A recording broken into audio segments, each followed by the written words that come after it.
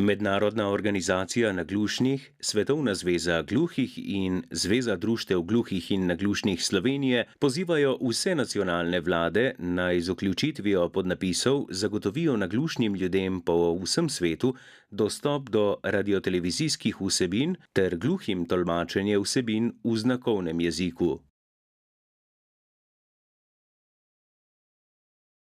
Po ocenah Svetovne zdravstvene organizacije ima med 360 milijoni in 570 milijoni ljudi po vsem svetu težjo okvaro sluha, zaradi česar se soočajo z omejenim dostopom do nekaterih medijskih vsebin. Težave z dostopom se lahko pogosto odpravijo s tehnologijo, naprimer z omogočanjem dostopanja do vsebin s pomočjo radiotelevizijskih podnapisov in tolmačenja. Radiotelevizijski mediji so nenehno prisotni v dinamičnem digitalnem svetu. Njihov namen je lahko zabava, obveščanje in izobraževanje. Da bo gluhim in naglušnim otrokom in odraslim zagotovljen enakopraven dostop do teh stalno razvijajočih se in vse pomembnejših komunikacijskih sredstev, je ključno zagotoviti dostop do podnapisov in tolmačenja. Med zadnjimi igrami Commonwealtha, Britanske skupnosti narodov na Škotskem, je bil za vse navzoče in udeležence omogočen dostop do vsebin s pomočjo podnapisov v realnem času, na voljo pa je bil tudi dostop v televizijskem prenosu. Vendar pa dostop v tolikšni meri ni bil zagotovljen v vseh državah.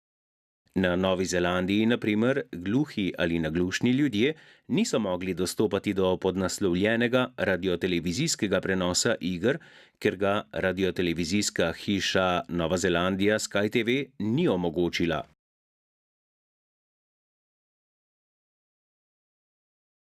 Novozelandska vlada kljub mnogim prošnjam še ni sprejela zakonodaje, po kateri bi morale radiotelevizijske hiše omogočati podnapise.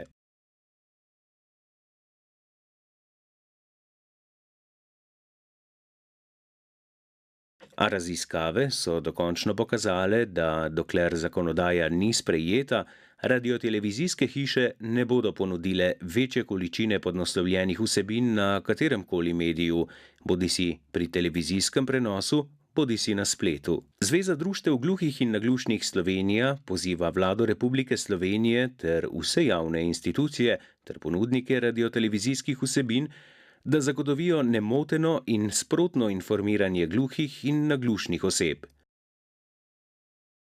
Naglušne osebe za nemoteno spremljanje televizijskih oddaj podnujno potrebujejo podnaslavljanje vseh vsebin na zaslonih televizije.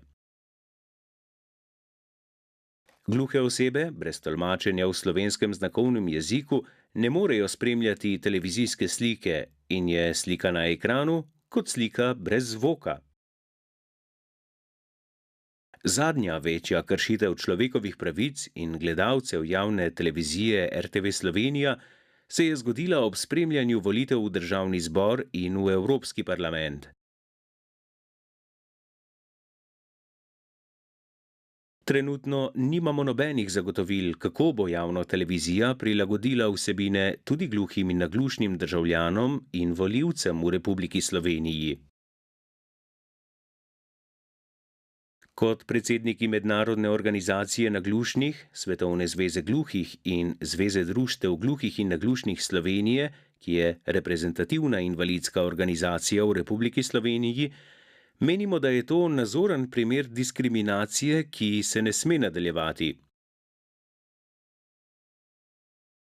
Vlado Republike Slovenije in vse javne inštitucije pozivamo, naj spoštujejo obstoječo zakonodajo in vpeljajo vse tiste potrebe, nove akte, ki bodo zagotavljali dostop do radiotelevizijskih vsebin z vključitvijo podnapisov in tolmačenj za gluhe in naglušne ljudi na vseh oblikah medijev, bodisi na televiziji, bodisi na internetnih medijih, na primer spletu.